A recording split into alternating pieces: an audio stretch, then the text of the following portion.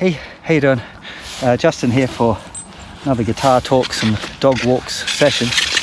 Now, Ziggy, calm down. The second most thumbs up comment on my initial video was one from Leo. How you doing, Leo? I know Leo, he comes regularly to my workshops in Italy, and it was going to be talking about anxiety and stage fright, red light fever, whatever you want to call it. It's got lots of names. It's all horrible no matter what you call it.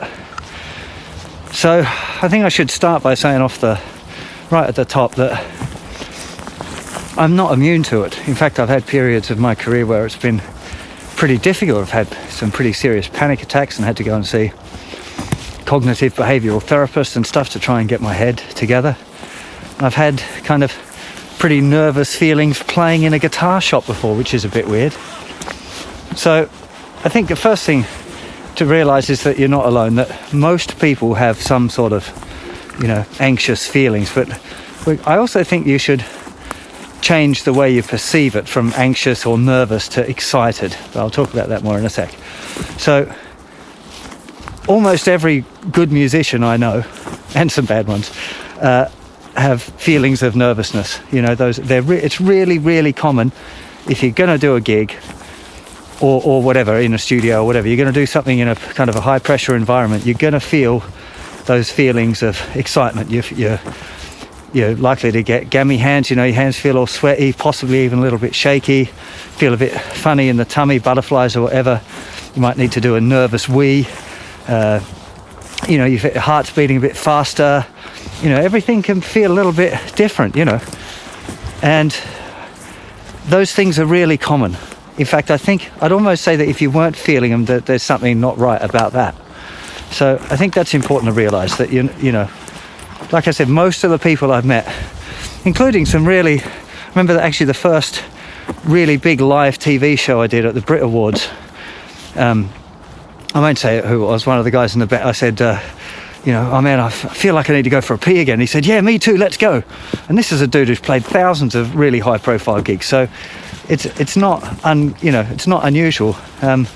Another guy, a singer for a very famous pop band, like poppy pop band, used to throw up right before he went on stage. So I remember seeing there at the top of the Pops gig that I did, seeing this guy chuck up in a bucket and then jump on stage and start dancing, and he was like really dancing. It was a proper pop, I don't think they played an instrument or anything kind of band. And that was just like, I don't think I could do that. I'd feel horrible if I chucked up and then had to go on stage. But it's just, I guess it affects different people different ways. So yeah, thing number one, don't worry about it. You're not unusual. It's just a normal reaction. I get it. Still, I will always have those kind of feelings of excitement. And I think it's normal. And I've said it now a few times, the feelings of excitement as opposed to thinking of it as being nervous. Now I've just got to change hands because it's actually freezing cold today. And my hand holding the camera is getting like ridiculous. No, Ziggy, this way. Ziggy, this way. It's getting really, really cold. So the way that I found most helpful for myself was to change how I thought about it from being, I feel nervous, to I'm feeling excited. So I'm about to do this thing that I really love doing and I'm really lucky to be able to do.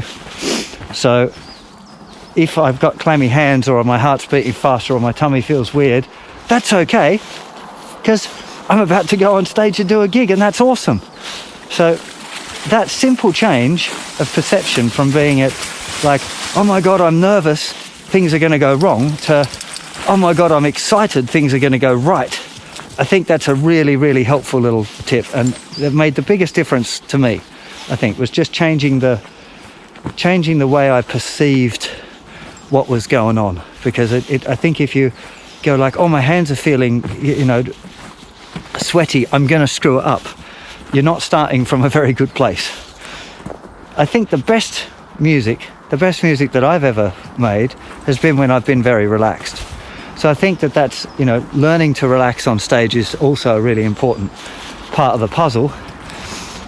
Now, what I found on my journey, and a few other people I've spoken to have said it was similar for them too, is that it kind of develops a bit like the further up the tree you get, the more the further, let's say the ladder, the further up the ladder you get, the lower rungs seem less scary. So if you've never done a gig before and you want to play for your partner or your family, you're probably going to be quite terrifying. But once you've done that a few times, sorry I keep doing this spinny thing, it's just to untangle myself from Ziggy's cable, lead, whatever.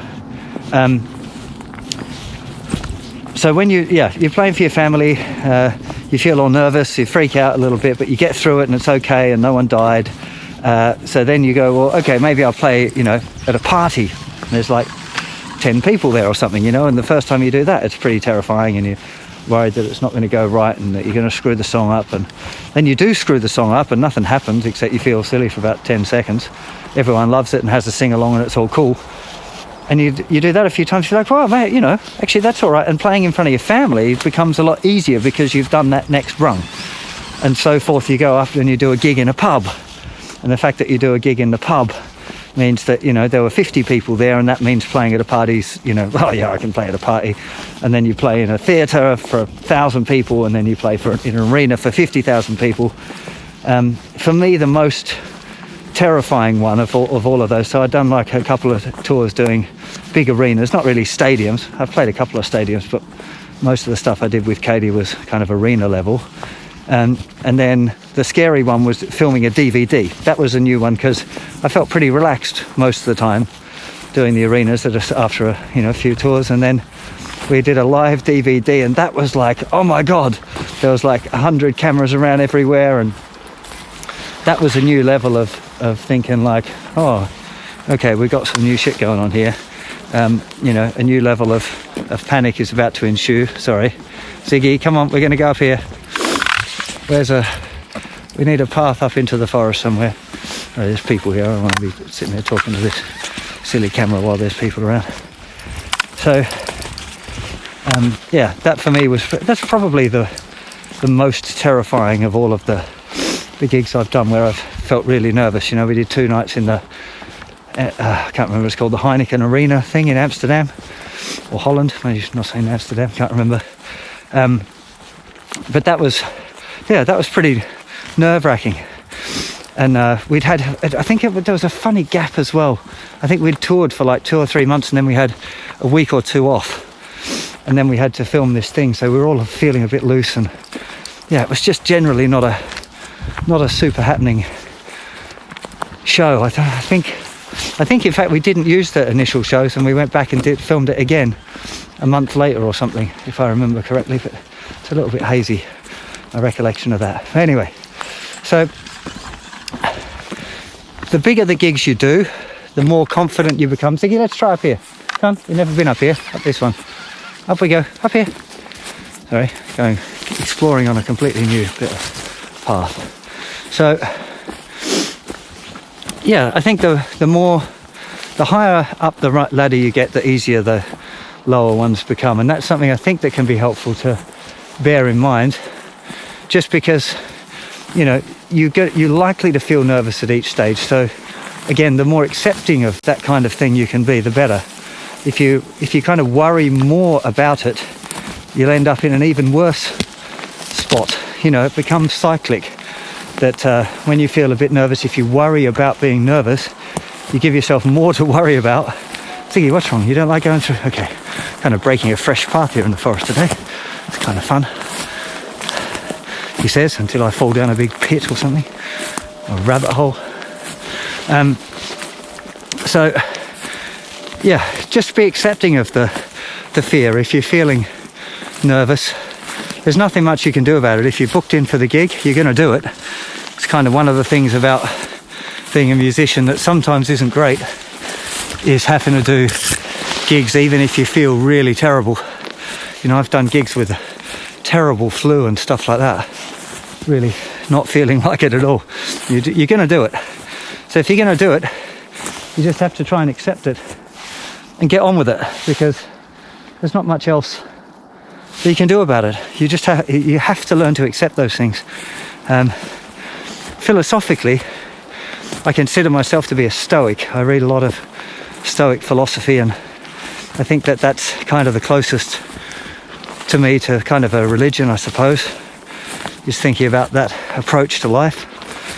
And it's definitely something, if you suffer from a lot of nerves, that you might want to read a little bit of Stoic literature, just because it helps again with acceptance and, you know, getting on with it, all of these kind of things. The term, you know, being stoic about something, like just get on with it, you know, you have to do it, so just do it. And I think again that can be kind of helpful on a psychological level. So what else is there involved? Now, the other surprise one that's kind of less pleasant is the surprise anxiety. So I've had that a few times, and I kind of laugh about it. But I remember one time going to Denmark Street. I was looking at buying a Gretsch for some reason. There was this little store in Denmark Street. I went in there to try and play a few guitars, and I just got super nervous. There was a couple of guys in the shop who recognised me and said hi and stuff. So I guess I kind of felt the pressure that I had to play something decent, and instead my fingers went to jelly and I couldn't play. It was really funny. I didn't have any of the other nervous stuff, just my fingers wouldn't work. And it's happened from time to time, that kind of thing. Oh, that's a nice drape up from there. Yeah, I have to do that one again. Let's figure out where I am. Yeah. So I'm gonna have to swap cameras again. Oh man, it is so cold. You can probably see there's frost everywhere, but this is next level cold. Anyway, so the surprise one, what to do about the surprise one? Well, in the guitar shop scenario, it doesn't really matter, no one's going to get hurt. Nothing's going to happen if you don't play very well. But one of the other surprise ones I remember having was with doing a live radio show with Carla Bruni. And the song wasn't very difficult, but being a radio show, it was a BBC, I can't remember if it's Radio 1 or 2, but I had to do it right, you know, and play it well. And I remember just sitting in the chair and feeling absolutely fine and thinking like, hey man, this is awesome, I'm doing this gig on a live radio with this supermodel, and like this is awesome, and the song's really cool, and she can really sing, and wicked. And then suddenly, just like literally as it started and she started doing the interview bit beforehand, I got really, my fingers were like, oh God, and I started thinking I was going to have like a Butterfingers moment and wasn't really sure what was going to happen, but actually it turned out all right. Now here's the things I did for that I found helpful. First of all was thinking about my breathing a bit. Now, when you get really excited, you tend to breathe faster, and the breathing faster thing seems to accelerate or make even worse the feeling. So I think a really good idea is to really think about your breathing and breathing slowly and carefully. Really, I use this mindful trick of trying to experience the breath and trying to be really observant and mindful of what's going on. There's a big doggy's just joined Ziggy. Looks like I'll have company in a sec. Hey, who's that, Six? And off she goes, but oh, there she goes, that's the finish. Yes, I know she's on the cable and everyone says that she shouldn't be, but she has to be, because otherwise she'll just run away with this doggy and I won't see it. Ziggy, come here. Ziggy, come on. Who's that? Oh, you want to go and see this person? Hello. Hey, she's a bit excited. Yeah. Hey, come on, Six. Come on. Come on, Ziggy, you got to say hello to the doggy. Come on. Let's go down here. Ziggy, come on. Really is dog walker central here in the daytime. My GoPro is flashing out of, like it might be running out of battery any second as well. So, another little aspect to discuss to this is the infamous red light fever. So when you're recording and you can't get it right compared to when you were playing it on your own. This is really, really common thing. I have it as well with, filming YouTube videos where I'll sit and practice something and, I'll absolutely nail it. And then I'll go to film a video for you guys and little things go wrong or whatever. I just had it with the last lesson I did, which was the song lesson, the Pretender, the Foo Fighters tune. I really nailed that better than I did in the performance for the camera. I did it 3 times only for the camera, picked the best one. But there was still a couple of moments that it was like, could have done that a bit better. The 8th notes were getting a little bit lazy or whatever. So it happens all the time. It's quite normal. One of the things, well, a couple of tips. One, especially when I'm making my own music, when I'm recording with We Came as Strangers or whatever, I record everything right from the beginning. So I won't do a take until the red light is on and we're happy. I won't play along with it to kind of test levels and stuff, because so often things have come out in that kind of stage, in the playthrough, and they weren't recording and I've missed it forever and I can't remember it or whatever. So that's thing number one. Thing number two, actually, well, related, is I also do that for writing as well, by the way. Just, digital space is pretty cheap. It's not like tape. So if I'm writing, I'm recording everything. I've got this little Zoom recorder thing and I just sit it on the table. It's not so much for the record quality of it, but particularly for remembering what I did, because I don't want to lose stuff. So that's a little tip for that, is always start recording straight away. Here, another couple of little tips. This one's from the what's the book called again? In a Game of Music, which is where you try to make a mistake. So if I'm having a bit of a fumble where I keep hitting the same mistake all the time when I'm playing or recording something, I then try to make the mistake and be a kind of an outside observer watching what I did that made the mistake. Now, not just that I made a mistake, but who was at fault? Was it the left hand? Was it the picking hand? What was there a string ringing out? What was going on that made it go wrong? And if I do that, two things happen. One of two things happen. Usually, the mistake goes away on its own, and I've got no idea psychologically how that works, but that happens more than 50% of the time. The mistake just disappears. On the occasion that it doesn't disappear, another interesting thing happens, which is that I get to see what the mistake was, and therefore I can work on it more and get it right and iron out that mistake. So trying to make a mistake is a really good way of getting rid of a persistent problem. Tends to work more on the persistent problem thing. On the psychological side for recording, when you've got a bit of red light fever, can always just be, again, helpful to remember what's going on in the situation you're in. That if you're feeling a bit nervous or excited and you're feeling, your heart's racing a bit or whatever, some slow deep breaths, trying to calm that down a little bit, being accepting of the fact that you feel all excited. That's totally fine to have those feelings, and just try and get yourself back to a happy place. Remember as well that if you're recording, you can always do it again. There are certainly more panic-inducing circumstances. There was talk a couple of years ago about me joining a band that was going to record directly to vinyl, and for a kind of special memorial project. And that's pretty terrifying. You got to get that stuff right. Back in the day when you were Larry Carlton or Tommy Tedesco and you had to play, to a film with an orchestra and you only had one go, that's nervous. But if you're recording at home or recording in a small studio or whatever, or even playing with your band, you can always have a second go.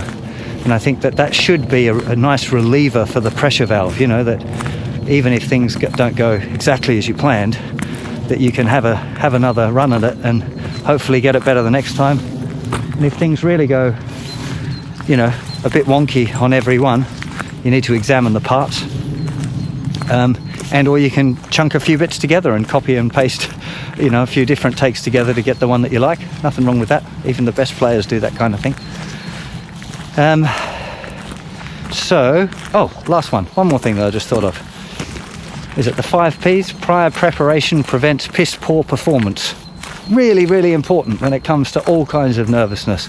You've got to get your shit together. That's really important. So if you're going to do a gig, make sure you know the set really well, that you can play it by yourself, that you're not relying on the bass player to give you an eyebrow for when the chorus starts or whatever, that kind of thing. Because if you're relying on that kind of stuff, you're asking for trouble, you're asking for problems, and it's very likely things are going to go wrong. So really make sure that you know your set, you know your sounds, and if you're nervous about remembering the form of a tune or the chords or whatever, write them down on a little piece of paper. I still these days use little cheat charts just on the floor, a folded piece of paper, A4 paper in half, just with the structure and the chords, perhaps. I wouldn't do it for Knocking on Heaven's Door, but anything with something. Thing is, when you're playing, sometimes I like to lose myself. I'm striving in a performance to completely lose where I am or what I'm doing, to completely forget all of that stuff.